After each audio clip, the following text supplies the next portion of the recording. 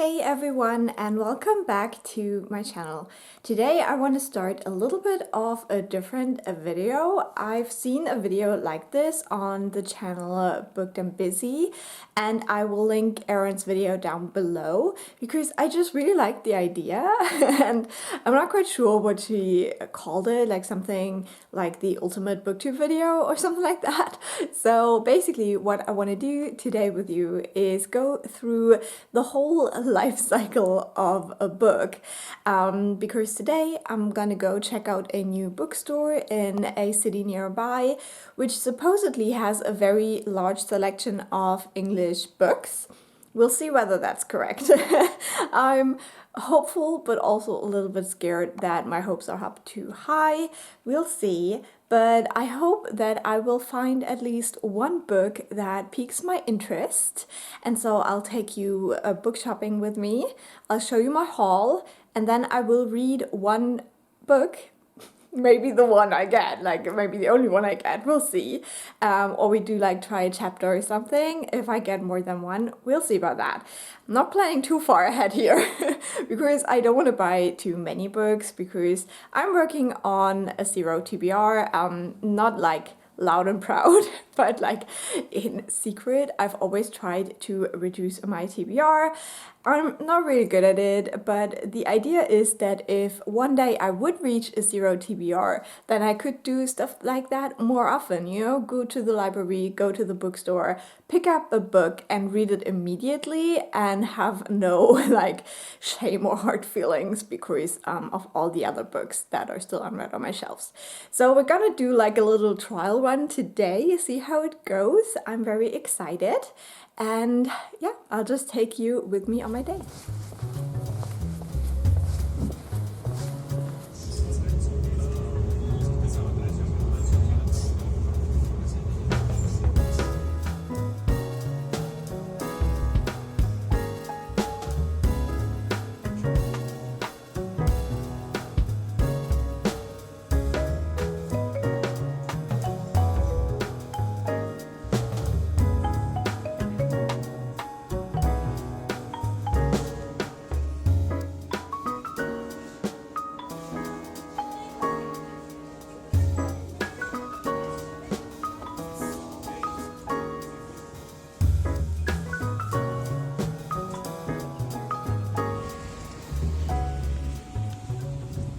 So I'm back. The lighting is horrible, but I'm way too lazy to get my ring light again because it always scares the cat.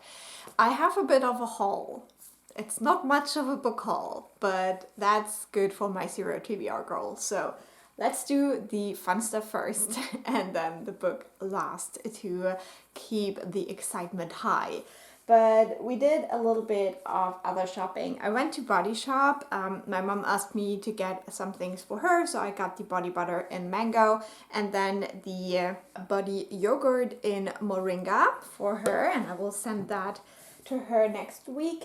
And then for myself, I wanted a new body scrub, so they only had a very limited selection, and I decided to go with coconut. I think I had this one before and I liked it. And I also wanted a new face mask, and I decided to go with the pumpkin one. This is an instant radiance in shower mask. So yeah, we'll try that. Haven't had that one before, but the pumpkins are a little bit of a theme. You'll see in a second. But next up we went to Douglas and I wanted to get a new perfume, that's how you say it.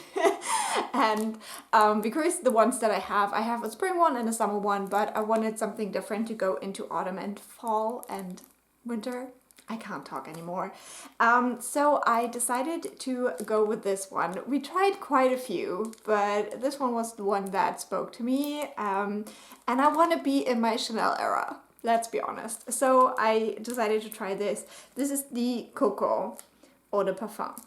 We'll see. And then we also went to Lush. I haven't been to Lush in probably 15 years or something. No, that's a lie. But like 12 years, I guess. So I got two things because they already had their fall stuff. So I got this pumpkin one, which smells really nice. And I think now I have glitter on my nose. And then I got this ghosty one, which smells even better. Oh, this is so good. I'm so excited to use this. And then last but not least, we went to DM and I got a new day cream with some sunscreen in it because my old one ran out. And I'm not very happy with the old one anymore, so I wanted to try their sensitive one. So it's the same brand, but just the sensitive day cream with SPF.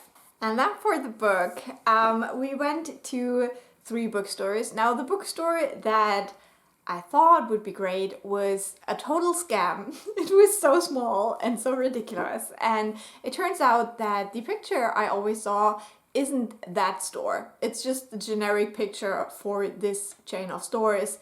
And so, yeah, it was laughable. It was just not good. But then we went to a little independent bookshop, which was really good. It had a very nice selection of books, actually. And I almost picked up Matrix by Lauren Groff. That one is one that I've been very intrigued by for a while.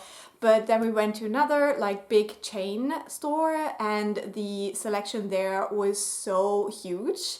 And we ended up both buying God Killer. Now I think this is the first book in the series, which usually I don't do, but I've just heard so many great things about this, and the cover is just gorgeous and it has the fall vibes that I'm looking for. So yeah, I just caved. I just bought it. So this is the book that I'll be reading for this vlog, and I hope I will absolutely love it and it will find a place on my shelves. And we'll see. I'll keep you updated, but yeah, next week or the end of this week probably, I'll be reading God Killer.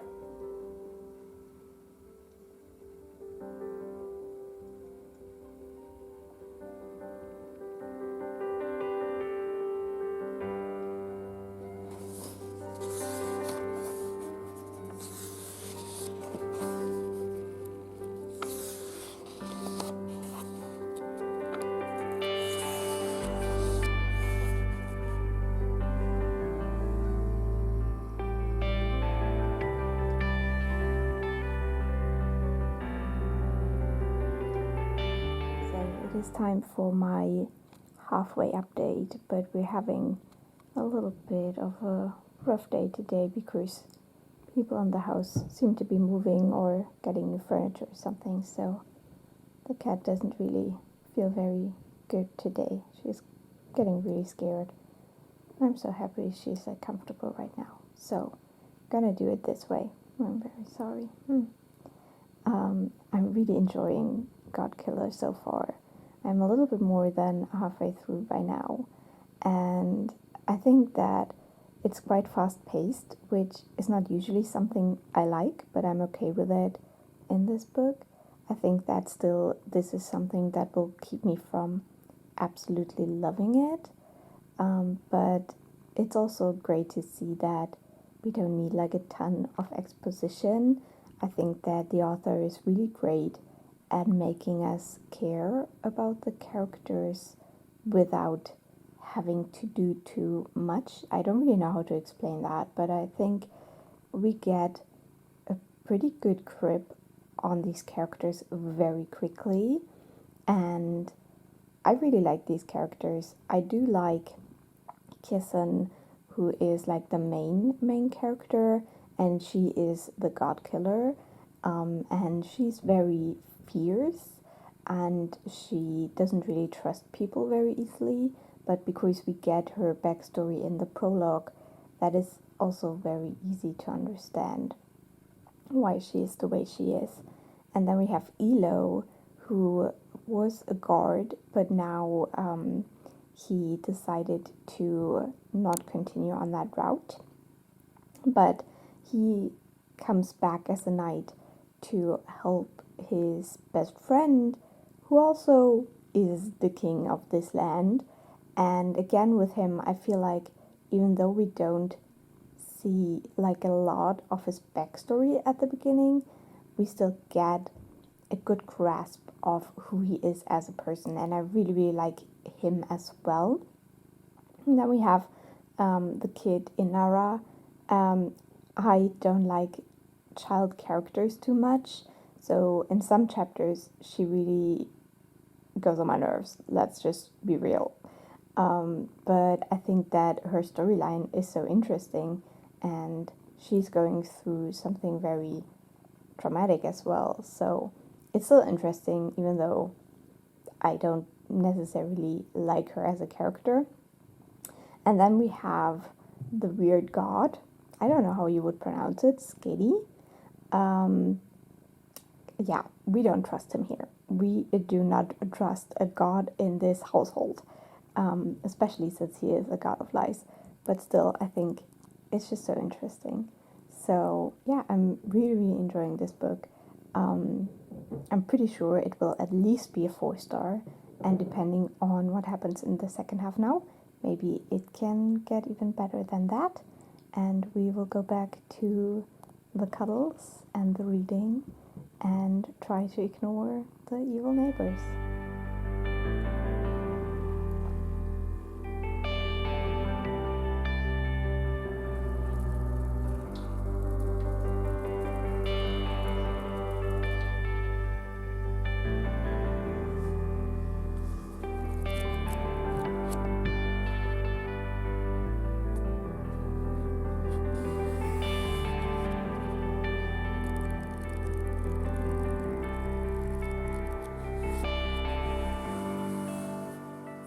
Yesterday I finished God Killer, and this book was really, really fun. I really enjoyed it. I gave it 4.5-ish stars. I'm definitely excited to read the sequel when it comes out next year, I believe. And yeah, I had such a good time. I don't even remember if I really talked about what's going on in this book, but I think I talked about the characters a little bit, and yeah, I just really liked how it all wrapped up in the end. We have quite the big showdown actually, where there is a very powerful god involved that our characters have to deal with. And yeah, it was just really good. There are a couple of more emotional moments towards the end where our characters finally let go of their secrets and just grow together in a way. And then we also have some romantic bits in the last half of this book, which for me personally, I didn't need that. I don't need romance in my books, but I also didn't hate it. It was fine. It was cute. I liked the way it was described. I think that this book is very interesting if you're looking for books with a disability representation. And in general, it just felt like the different representations that we get here, also with the queer characters, it's just very seamless, very flawless.